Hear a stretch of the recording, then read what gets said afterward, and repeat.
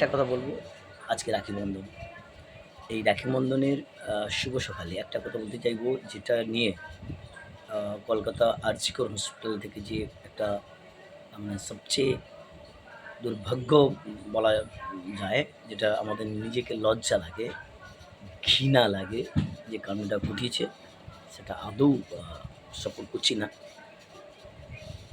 যারা এই সত্যটাকে যারা এই সত্যটাকে লুকিয়ে রাখতে চাইছেন, তাদেরকে আমার একটা কোশ্চেন থাকবে: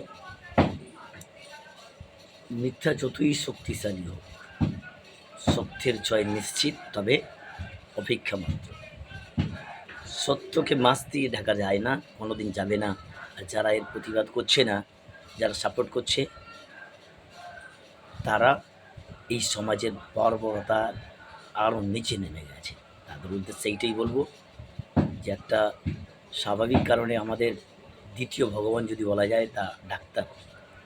উনি ডাক্তারি করেন, আরজি করে। যেভাবে নির্মমভাবে হত্যা করা হয়েছে এবং রেপ করা হয়েছে, সত্যিই আই এম ভেরি স্যাড।